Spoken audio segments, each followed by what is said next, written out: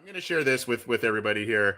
This is a little thing we put together on his career. So hopefully you can see this here. Obviously, one of, if not, I mean, there's arguments to be had that he is the best running back in Bengals history. Rudy Johnson had some productive years. James Brooks was awesome.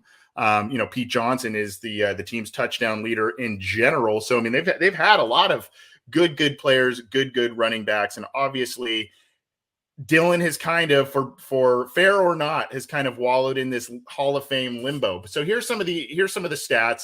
2,618 rushing attempts, 1,865 of those with Cincinnati, 11,241 rushing yards, over 8,000 of those with Cincinnati, 82 rushing touchdowns, 45 of those with Cincinnati, which actually, when you only spend 3 years in New England and almost split that, that's pretty impressive. 4.3 yards per carry, 244 catches, 192 with Cincinnati, almost 2,000 yards, just over 1,900 receiving yards in his career, 1,482 with Cincinnati, 7 reception TDs, 5 of those with Cincinnati. And you know what, John, as you look back on, I didn't take a picture or a snapshot of his, line itemed stats, but for a good handful of 6-7 years, including that first one with the Patriots, there was an immense amount of consistency.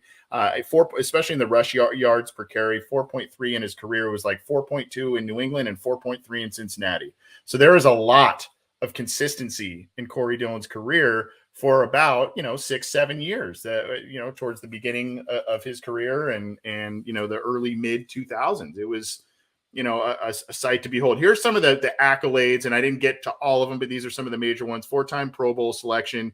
He set the rookie rushing record in 1997, 246 yards. Set the single game rushing record in 2001 with 278. That has since been broken twice, but set that. Bengals rookie season record for rushing yards, 1129. Patriots single season rush yards, 1635. He's number 20 in rushing yards in NFL history, and we'll talk more about that in a second, at 11,241. Number 18 in rushing touchdowns in NFL history with 82. He was a champ in Super Bowl. What is that? I think it was 35 or 36. PFWA All-Rookie Team. And look, the other thing with him too, I think he's definitely up there in franchise history for, rushing yards and touchdowns and all of that. I mean, he's got a lot of accolades to his name. Now, what you want to look at here, I'm gonna fast forward, or here we go. These, I may pause this here just so we get a look. This is from Pro Football Reference.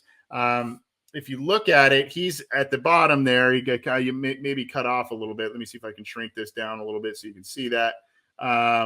But he's number 20, and you look at it, 19 is John Riggins in the Hall of Fame. Thurman, this is for rushing yards. Edgerrin James, Hall of Fame. Marshall Faulk, Jim Brown, Tony Dorsett. Basically, every other guy in front of him, with Fred Taylor's having this same argument, by the way, is in the Hall of Fame, or is probably set to be in the Hall of Fame. So he is right there in terms of rushing yards. And then let's flip it over to rush. This is rushing touchdowns. Here he is, 82. That puts him 18th. And again, you see the names: Emmitt Smith, LaDainian Tomlinson, Marcus Allen, Adrian Peterson. I mean, those are the guys in front of him, and these are all Hall of Fame guys. So he is there, and you think, I mean, interesting guy there too. I don't know what to make about Priest Holmes, right? That's a name where you go, that's an intriguing one. Marshawn Lynch probably going to get in. And then, of course, Frank Gore. So he's kind of right on that cusp, and he's right there. And basically every single guy in front of him is in the Hall of Fame in these two major statistical categories. And then if you say, well, he never won, well, he had the Super Bowl with New England. Yeah. A lot of these arguments, I mean, you just change rushing yards and rushing touchdowns. You change it to like completion percentage and adjusted net yards per attempt in that area. It's basically the Ken Anderson argument, because he's also in the company of basically every other Hall of Fame quarterback, and he's not in it. And that's what people have been spouting about with Ken Anderson for years now. And it's what made his Ring of Honor case very clear. I think the difference here, man, it's just the years and the state of the franchise that both of these guys played. If you want to compare the two, I guess, because Ken Anderson obviously went to a Super Bowl, he experienced winning with the team, and Corey Dillon was playing during the dark ages of the team,